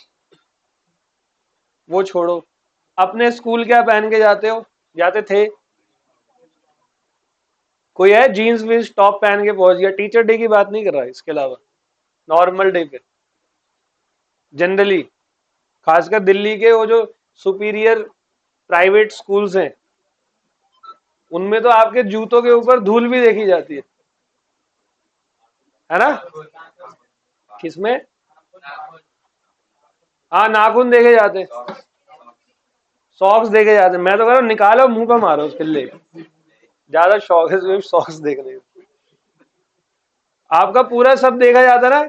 ये मेथड है कि आपको स्कूल में पहुंचना है तो यूनिफॉर्म पहुंच के, व्हाइट शर्ट, ब्लू पैंट, बाल साफ सुथरे कटवा के, टाई होनी चाहिए, और ब्लैक शूज होंगे, नाखून कटे होने चाहिए, साफ सुथरे कपड़े होने चाहिए, प्रेस्ड होने चाहिए। बस पढ़ाई नहीं होनी चाहिए, बाकी सब होना चाहिए। है ना? मैं तो देखता हूँ ये स्कूल में, कई सारे स्कूल है, वो टाई के नाम पर, वो टाई उनकी यहाँ होनी चाहिए ना, उसकी यहाँ रहती है, ऐसे लटक रही होती है टाई, और जो पैंट है वो ऐसे होती जाती है, ऐसे नीचे जाके वो पैंट इतनी चिपक जाती है। कई लोग फैशन के नाम पे करते हैं, उनको लगता है कई बच्चों को जैसे हम बहुत स्मार्ट लग रहे हैं। दिल्ली की लैंग्वेज वो लोग बिल्कुल झल्ले लग रहे होते हैं, उनको लगता है हम बहुत अच्छे लग रहे हैं। बिल्कुल चिरकुट टाइप नहीं होते बच्चे, चार पांच दोस्त होते हैं, वो आपस में बात कर रहे होते चिल्ला चिल्ला के, ताकि बाकी लोग भी सुने कि हम कितने इंटेलिजेंट हैं, और बिल्कुल झल्लो वाली बातें करते हैं। चलो भाई, तो समझ में आ गया प्रेस्क्राइब मेथड। तो acceptance must be in prescribe method कह रहा है, offeree must accept as per the method specified by the offeror, otherwise offeror may treat the acceptance improper. मैंने आपको बोला मेरे को मेल करके आंसर देना, तो मेल करके देना। व्हाट्सएप कर रहे हो तो मैं बोलूंगा भाई नहीं, मुझे तो मेल चाहिए। समझ गए? And the last one is acceptance can not president offer. मैंने कहा मेरी कार खरीद ले, कहता घर खरीदूंगा। मैंने कहा कार बेच रहा हूं भाई, कह रहा नहीं तेरा घर पसंद है। मतलब ऑफर दिया मैंने जिस चीज का, एक्सेप्टेंस भी उसी चीज की मिलनी चाहिए। ऑल वेल, डन है? तो ये मेरा एक्सेप्टेंस का टॉपिक कंप्लीट हुआ। रिवीजन ले लो एक बढ़िया सी, फिर छोटा सा टॉपिक है लैप्स ऑफ ऑफर, फिर स्टडी मैट पे जाएंगे। अभी बहुत टाइम है हमारे पास। सबसे पहले एक्सेप्टेंस का मैंने आपको मतलब बताया। एक्सेप्टेंस का मतलब होता है it means positive reply by the offeree. तो एक्सेप्टेंस के रूल्स क्या होते हैं? Rule number 1, acceptance must be unqualified, otherwise it will be treated as counter offer. Rule number 2, acceptance must be communicated. तो कम्युनिकेशन में मैंने 2-3 पॉइंट बताए। एक तो कम्युनिकेशन वो अगेंस्ट वाला आपको याद रखना है। रिवोकेशन, ऑफर का रिवोकेशन कब हो सकता है? एक्सेप्टेंस मिलने से पहले। एक्सेप्टेंस का रिवोकेशन एक्सेप्टेंस पहुंचने से पहले। एक्सेप्टेंस मान लो किसी बंदे ने किया लेकिन वो पोस्ट करना भूल गया, तो उसी की गलती है, एक्सेप्टेंस नहीं मानी जाएगी। बट अगर बंदे ने पोस्ट कर दिया, properly address with postage stamp, और पोस्ट ऑफिस के थ्रू भेजा है, और रास्ते में खो गया, तो फिर वहां पर एक्सेप्टेंस आपकी वैलिड मानी जाएगी। तीसरा, acceptance must be given by proper person. In the case of general offer any person can give the acceptance. In the case of specific offer only specific person can give the acceptance. फिर acceptance हमेशा fix time में होगा, time fix नहीं है तो reasonable time में होगा, prescribe method पे देना, और जो ऑफर दिया है उसी ऑफर का रिप्लाई आना चाहिए, कोई और रिप्लाई नहीं आना चाहिए। All well, this is acceptance. अब टॉपिक है हमारा lapse of offer, last topic. क्या नाम है टॉपिक का? आपका ऑफर जो है वो लैप्स हो जाता है, तो वो ऑफर लैप्स, लैप्स का मतलब क्या होता है? खत्म हो जाना। जैसे मैंने बोला भाई क्या मेरी कार खरीदेगा, कहता नहीं, तो खत्म ना बात। फिर एक्सेप्टेंस और एग्रीमेंट और कॉन्ट्रैक्ट थोड़ी बनेगा। मैंने बोला 10 लाख रुपए की कार खरीद ले, कहता खरीदूंगा 9 लाख रुपए की। क्या दिया उसने? तो पहले वाला ऑफर क्या हो गया? लैप्स हो गया। मैंने आपको ऑफर दिया था, आपको तो नहीं, आप लोग भले आदमी हो, मैंने किसी को ऑफर दिया था, उसकी डेथ हो गई तो मेरा ऑफर क्या हो गया? या सामने वाला बंदा इंसॉल्वेंट हो गया परफॉर्मेंस से पहले, तो इंसॉल्वेंट बंदा परफॉर्म कर ही नहीं सकता, पैसा ही नहीं है उसके पास। ठीक है, हाँ जी, वॉइड होता है हमेशा एग्रीमेंट बनने के बाद, और लैप्स तो एग्रीमेंट तक पहुंचता ही नहीं है। मतलब मैंने ऑफर दिया, तूने मना कर दिया, तो एग्रीमेंट तो बना ही नहीं, बनता तो वॉइड हो जाता, यूजलेस। अब बना नहीं तो लैप्स, वहीं रुक गया वो, खत्म हो जाना। ठीक है, एन ऑफर लैप्सेस यानी कि फिनिश और टर्मिनेट और कम्स टू एन एंड, मतलब जो खत्म हो जाए। बाय नोटिस ऑफ रिवोकेशन, जैसे मैंने ऑफर दिया आपको,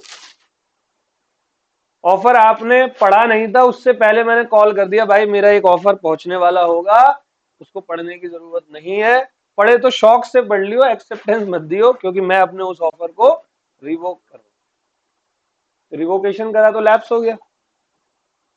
बाय पासेस ऑफ टाइम, मैंने कहा था 1 हफ्ते में जवाब दे देना, 10 दिन हो गए कोई आंसर ही नहीं आया, क्या हो गया? लैप्स। बाय डेथ और इंसेनिटी, इंसेनिटी मतलब पगला गया है सामने वाला।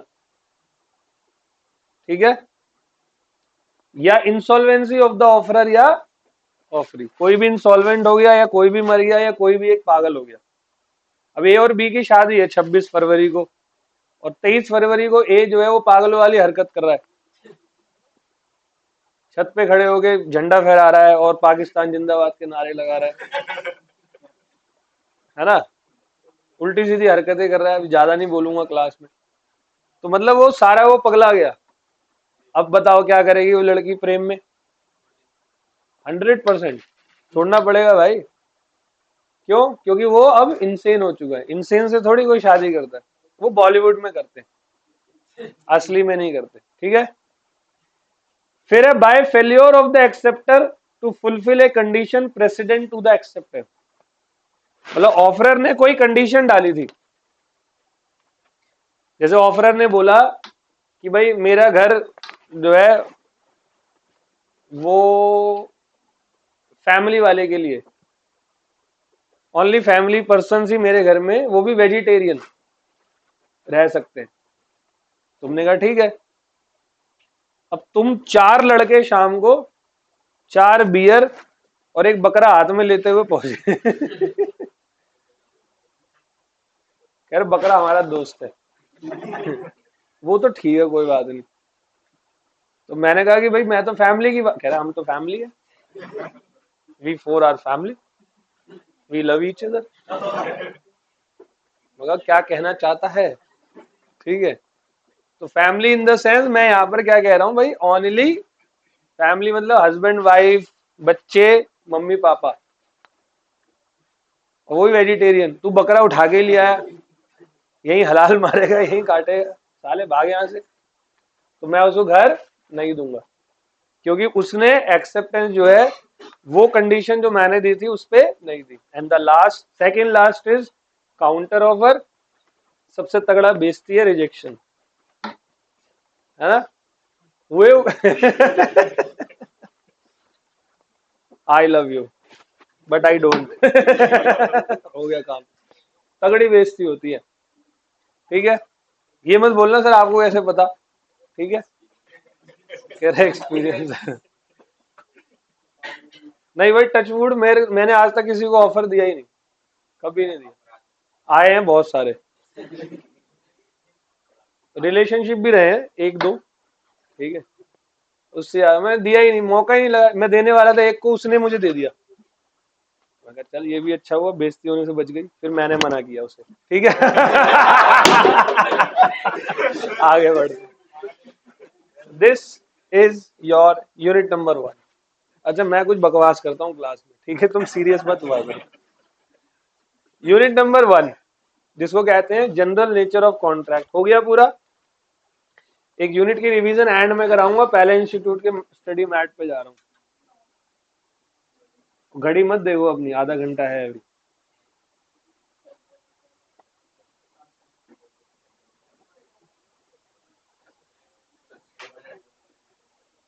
बड़े आगे। तो सबसे पहले मैंने आपको पिछली क्लास में सेक्शन 2A पढ़ाया, 2A of the Indian contract act. चल गया।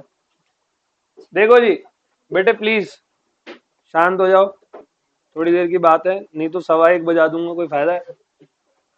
When one person signifies to another his willingness to do or abstain from doing anything with a view to obtaining the assent of that other or abstinence, he is said to make a proposal. All well? All well, all well. ठीक है। Essentials of a essentials of a proposal oblique offer are, सबसे पहला वो बंदा जो offer देता है उसको क्या कहते हैं? प्रोमीजर या ऑफर। एक वैलिड ऑफर के लिए उसकी विलिंगनेस टू डू और नॉट टू डू होना बहुत कुछ नहीं है, मीनिंग को तोड़ रहे हैं ये लोग। जैसे A willing to sell his goods at certain price to be, A is willing, हाँ मैम मेरी भी, मैं थोड़ा अच्छा लगना चाहिए। A is willing to not to dance in a competition if B pays him certain sum of money. जैसे A ये कह रहा है कि तू उस डांस कंपटीशन के अंदर परफॉर्म मत करियो, पक्का उसकी बीवी या गर्लफ्रेंड होगी, मैं तुझे 10,000 रुपए दूंगा। तो ये ऑफर कौन सा है? कुछ ना करने के लिए। और कुछ करने के लिए अगर हम ऑफर देते हैं तो टू डू, और कुछ ना करने के लिए दिया तो एब्सटेन फ्रॉम डूइंग। तीसरी बात, the willingness must be express with a view to, मैं क्यों अपनी विलिंगनेस एक्सप्रेस कर रहा हूं? ताकि तुम मेरे को क्या दो? एक्सेप्टेंस दो, ठीक है। To obtain the assent of that other party to whom the offer is made. देखना, where A tells B that he desired to marry by the end of 22, it does not constitute a valid offer of marriage by A to B. Therefore, to constitute a valid offer, expression of willingness must be made. जैसे A ने B को बोला, A ने B को बोला कि यार मैं शादी करना चाहता हूं 2022 के एंड तक, क्या ये ऑफर है कोई? शादी करने तो धमका रहा है, शादी करना कर ले, फिर रिस्पेक्टफुली बोल कि मैं तुझसे शादी करना चाहता हूं, तो हम फिर बात आगे बढ़े। समझ गए? ऑफर पॉजिटिव भी हो सकता है और मतलब डूइंग और एब्सटेन फ्रॉम डूइंग दोनों। देखो दोनों के example, A offer to sell his car to B for 3 lakh, ये डूइंग है, बेचने के लिए। दूसरा है, when A ask B after his car meets with an accident with B's scooter not to go to the court and he will pay the repair charges to. तो यहाँ क्या बोला? भाई कोर्ट मत जा, मैं तुझे रिपेयर चार्जेस दूंगा। ये जो ऑफर है ये क्या है? ये एब्सटिनेंस है, कुछ ना करने के लिए, कोर्ट ना जाने के लिए। आया समझ? डन है भाई? तो ऑफर के काइंड्स क्या है? एक एक्सप्रेस, इंप्लाइड, जनरल और स्पेसिफिक। देते कैसे? एक तो एक्सप्रेस देते हैं और एक इंप्लाइड ऑफर है।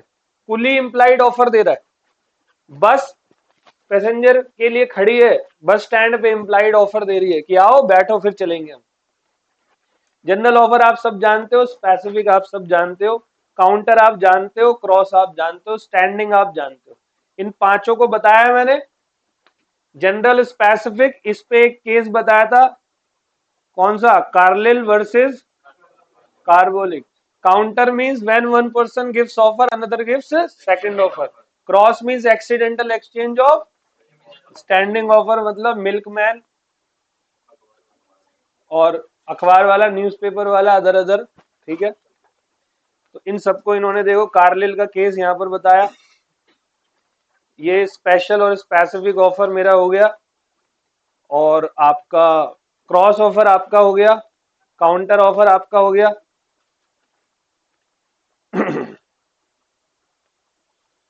और आपका स्टैंडिंग ऑफर हो गया. ठीक है. वैलिड ऑफर के एसेंशियल क्या है? It must be capable of creating legal relationship. आप सभी का एक होमवर्क है, बोल्टन वर्सेस जोन्स का एक केस है जो मैंने अपने YouTube चैनल पे डाला हुआ है. आप सभी को आज देखना है, अगली क्लास में पूछूंगा.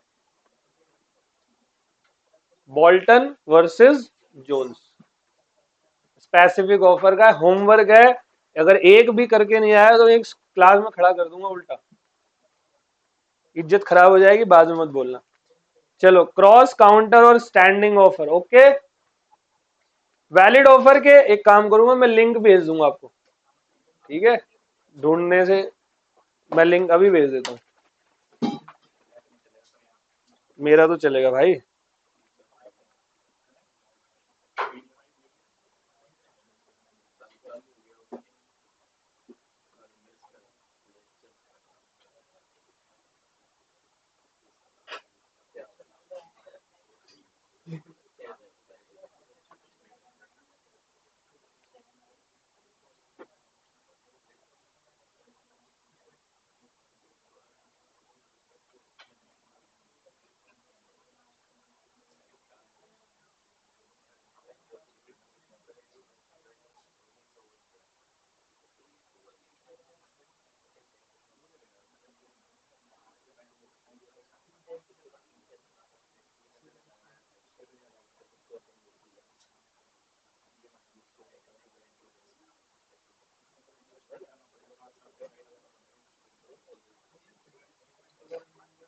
ये आपके मैंने ग्रुप में लिंक भेज दिया.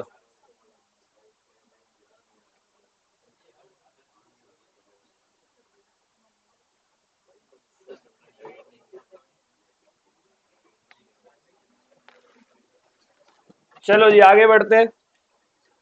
अब ऑफर के सारे वैलिड रूल्स कौन कौन से थे?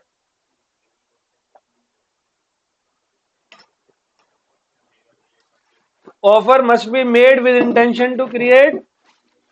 मतलब आप कभी भी कोई सोशल ऑफर मत देना. सोशल ऑफर आपको नहीं देना है. कौन सा देना है? Business offer. जैसे देखो यहाँ एग्जांपल है, A invited B on his birthday party. B accepted the proposal, but when B reaches the venue, B found that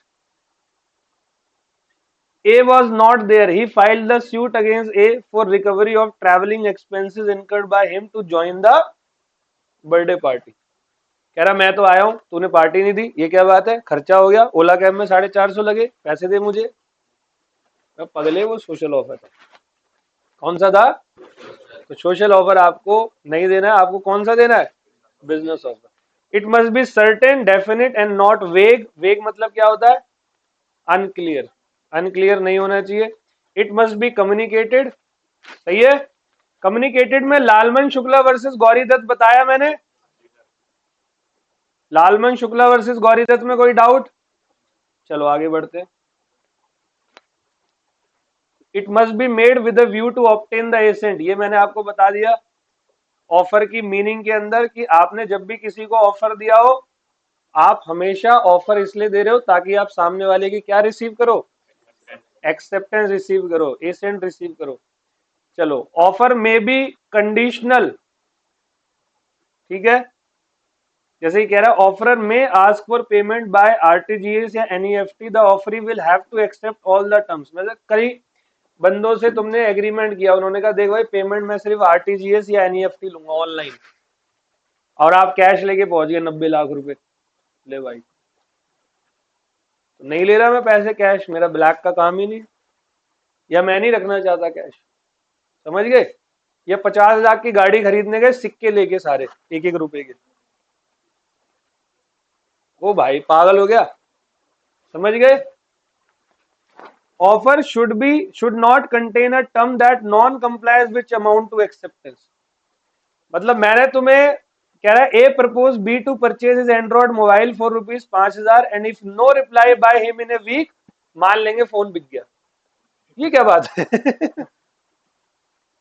जैसे तुमसे बोला डेमो है 9 तारीख को 9 बजे सुबह आ जाना, और नहीं आए तो फिर तुम एडमिशन पक्का, और आ गए तो एडमिशन हो ही गया। तेरी भैंस की आंख मारूं। बच्चा तो फिर फंसेगा ऐसे। सही गलत तो नहीं कह रहा? ओके, आगे क्या है? ऑफर मे बी इधर स्पेसिफिक और and the offer may be express और इम्प्लाइड। ठीक है, तो हमारे ये ऑफर की बातें हुई। Offer is different from mere declaration of intention और offer is different from invitation to. ठीक है, अब इसको जरा अच्छे से समझना। Number 1, a statement of intention and announcement.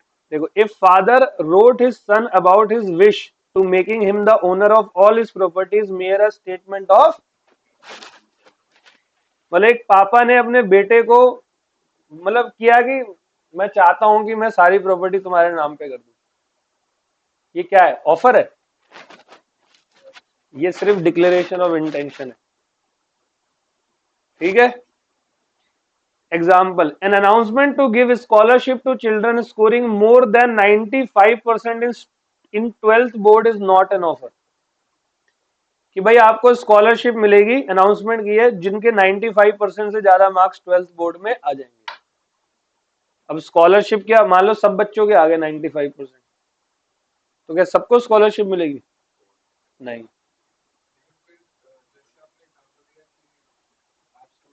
मैं वही बता रहा हूं, अब मैंने जब ऑफर दिया होगा कि 95% से ज्यादा आएगी, तो मेरी कुछ कंडीशंस भी होती है, subject to 10 student, 12 student, 15 student. अभी थोड़ी क्लास के अंदर 400 बच्चे, 400 के 400 ले आए 40 नंबर, मैं रिजाइन दे देता इंस्टीट्यूट से। मैं नहीं देता किसी को फोन। नहीं समझे? एक लिमिट होती है ना। स्कॉलरशिप का मतलब थोड़ी पूरा स्कूल ले जाएगा, फिर स्कूल चलेगा कैसे? चलो ठीक है, 400 बच्चे हैं, 400 के आगे 95, सभी आ गए स्कॉलरशिप लेने, तो चलेंगे? हम रन कैसे करेंगे स्कूल में? सही है, चलो आगे बढ़ते हैं।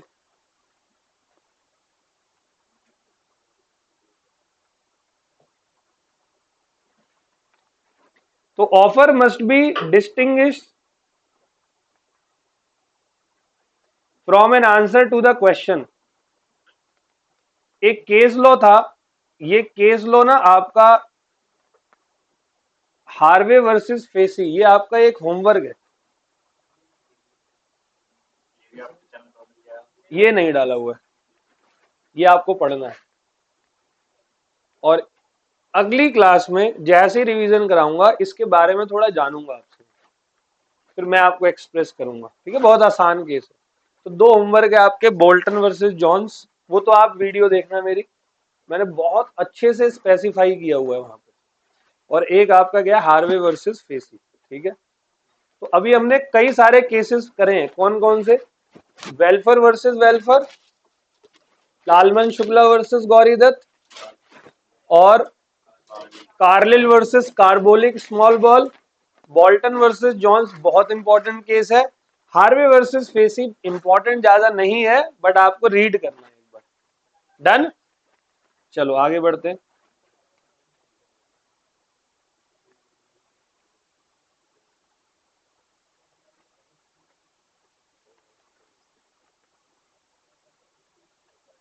ये पूरा का पूरा इनविटेशन टू ऑफर है जो मैंने यहां पर बताया। जैसे कि अगर कोई गुड्स जो है ऑक्शन को, ऑक्शनीर ऑक्शन सेल के लिए मैंने आपको इनवाइट किया, तो मैं आपको क्या दे रहा हूं? मैं इनविटेशन टू ऑफर दे रहा हूं कि आप आओ। जैसे मान लो कि इस फोन का ऑक्शन करना है, MS धोनी का फोन है। किसका फोन है? MS धोनी का। तो धोनी ने ऑक्शनीर को बोला, अपने एजेंट को, कि भाई तू एक ऑक्शन करवा, इस फोन को बिकवा, जो भी पैसा आएगा मैं डोनेट करूंगा कहीं पर, किसी हॉस्पिटल को। तो ऑक्शनियर ने अखबार में ऐड दी कि भाई MS धोनी का मोबाइल फोन है, वो नीलाम होना चाहता है, अगर किसी को बोली लगानी है तो आप 10 सितंबर को सुबह 10 बजे होटल कनॉट पहुंच जाओ। डन यहां तक। अब भाई आप सभी के सभी मान लो 100 लोग पहुंच गए, फोन कितने लोग खरीदेंगे? 99 वापस चले जाएंगे।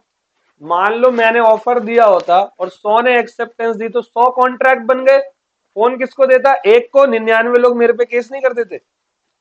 इसीलिए ये मैंने इनवाइट किया। अब आप सभी 100 लोग आए, मैं एक बोली स्टार्ट करूंगा कि भाई 10 लाख रुपए से शुरू है बोली। धोनी का फोन है भाई, ठीक है। इनके भाई इनका क्रिकेट बैट 1-1 करोड़ का नीलाम होता है। क्या कुछ कह रहा है? अरे फोन में क्यों? धोनी का मैं तुझे, तू पागलपंती सुनेगा। अभी बताता हूँ। मैसी को जानता है?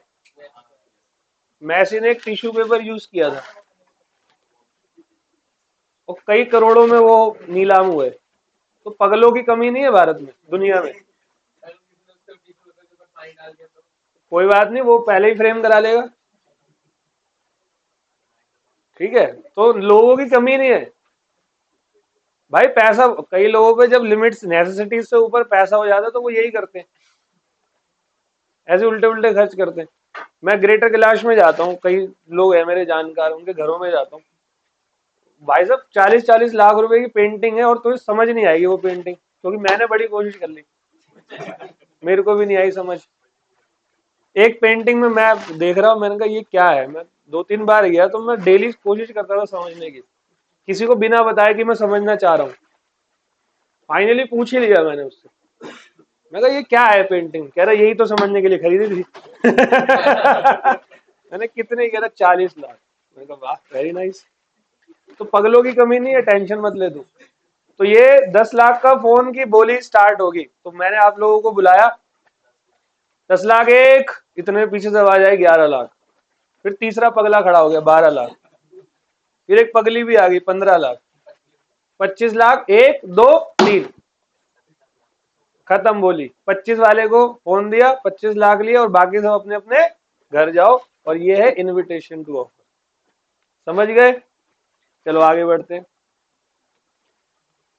तो यहां पर इनविटेशन टू ऑफर हो गया। अब मैं, इन्होंने पूरा इनविटेशन टू ऑफर बता रखा है, मैंने क्लैरिफाई कर दिया, इसको अच्छे से पढ़ना है।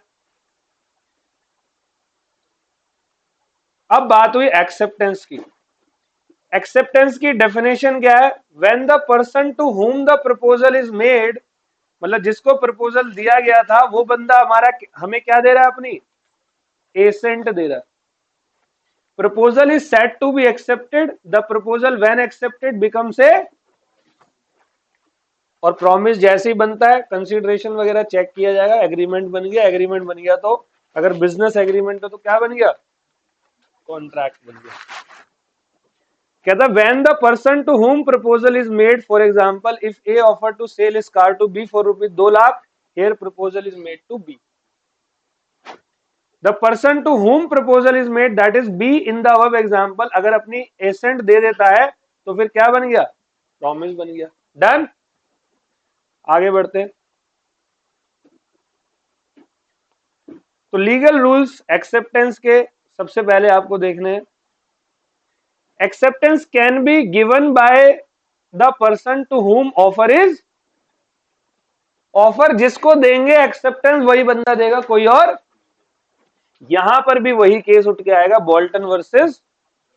और ये चीज मैंने आपको बोला है, आपका होमवर्क है, इसको आज आपको देखना ही देखना है, सबको देखना है। लिंक मैं सेंड कर चुका हूं, ठीक है। और दूसरी बात, एक्सेप्टेंस वही बंदा दे सकता है जिसको हमने ऑफर दिया है। अब जनरल ऑफर है तो कौन दे सकता है? कोई भी। जैसे Carlill versus carbolic general offer था ना, उसमें एक्सेप्टेंस किसने दी थी? वो वैलिड थी एक्सेप्टेंस, कोई दिक्कत नहीं है, all well.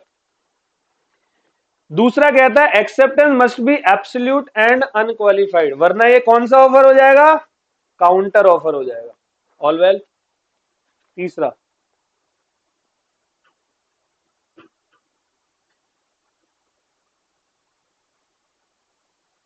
The acceptance must be communicated, acceptance की कम्युनिकेशन होना इज वेरी इंपॉर्टेंट, ठीक है। To conclude a contract between the parties the acceptance must be communicated in some perceptible form. Any conditional acceptance, कोई भी conditional acceptance अगर आप दोगे तो वो क्या हो जाएगा, काउंटर प्रपोजल, मतलब counter offer, and has to be accepted by the proposer if the original proposal has to materialize into contract. Further, when a proposal is accepted, the offeree must have the knowledge of the offer made to him. Offeree को क्या होनी चाहिए, ये भी पढ़ा चुके हैं पहले, सब कुछ मैं कह रहा हूं, आप जब स्टडी मैट पढ़ोगे आपको बच्चों का खेल लगेगा। क्लास अगर पूरी सुनी है तो ट्राई करता है कोई स्टडी मैट पढ़ के, कैसा लगता है, ओवरऑल समझ में आता होगा, ठीक है। अगर उसको नॉलेज नहीं है तो there can be no, the acceptance must relate specifically to the offer made, there then only it can materialise into a contract. तभी कॉन्ट्रैक्ट बन सकता है जब हमारी क्या हो, एक्सेप्टेंस की सामने वाले पर्सन को क्या हो, ऑफर की नॉलेज हो। तो एक्सेप्टेंस की कम्युनिकेशन होना भी बहुत जरूरी है एग्रीमेंट को बनाने के लिए। तो यहां पर अगला है acceptance must be in prescribe mode. Prescribe mode मतलब मैंने आपको बोला मुझे ईमेल चाहिए तो आप मुझे क्या दोगे, देखो example, if the offeror prescribe acceptance through messenger and offeree send acceptance by email. मैंने क्या बोला, मुझे मैसेंजर से देना आंसर, और आपने कैसे दे दिया, गलत हो गया ना। मैं कह रहा हूं व्हाट्सएप से देना, तो आप घर के नीचे आ गए 2:30 बजे रात को, यस, मान लो वो लेडीज थी जिसको ऑफर दिया था मैंने, मेरे घर में घमासान करा दिया 2:30 बजे रात में, यस क्यों बोल के गई, क्या मतलब था उसका। देख इतनी छोटी सी गलती की वजह से कितना मेजर दिक्कत हो जाता। ओके चलो, time, acceptance must be given within the specified time limit, और टाइम लिमिट फिक्स नहीं है तो बोलो ना रीजनेबल टाइम। देखो, A offer to sell B 50 kilo banana at ₹500, B communicated the acceptance after 4 days, ये valid contract नहीं है एज बनाना बीइंग पेरिशेबल। अब 4-5 दिन बाद तू आया, वो केले ही खराब हो गए मेरे, अब तू कह मैंने तो एक्सेप्टेंस रेडी बन गया, एग्रीमेंट बन गया, कॉन्ट्रैक्ट एनफोर्सेबल बोल है, तेरे खिलाफ केस करूंगा। पागल है तू, पूरा पागल है तू, ठीक है। चलो आगे कहता है, mayor silence is not acceptance, मतलब मैंने आपको ऑफर दिया, आप चुप हो, मैं खुश, मान गई, ठीक है। नहीं समझे, उसका बोलना जरूरी है भाई। तो the acceptance of an offer can not be implied from the silence of the offeree और इज फेलियर टू आंसर। उसने आंसर नहीं दिया, आपने कहा okay, unless the offeree has any previous conduct indicated that his silence is in evidence of acceptance। सही है, तो बिल्कुल चुप रहना, एक्सेप्टेंस वैलिड नहीं मानी जाती। तो ठीक है, कम्युनिकेशन ओके, एक काम करेंगे कम्युनिकेशन को अगली क्लास में पढ़ेंगे, तब तक आप इसको स्टडी मैट घर से पढ़ के आओगे, रिवोकेशन वगैरह के टॉपिक को पढ़कर आओगे। अगली क्लास में हम लोग यूनिट नंबर 1 मिनट सुन लो, अगली क्लास में यूनिट नंबर 2 कंसीडरेशन स्टार्ट होगा, ठीक है।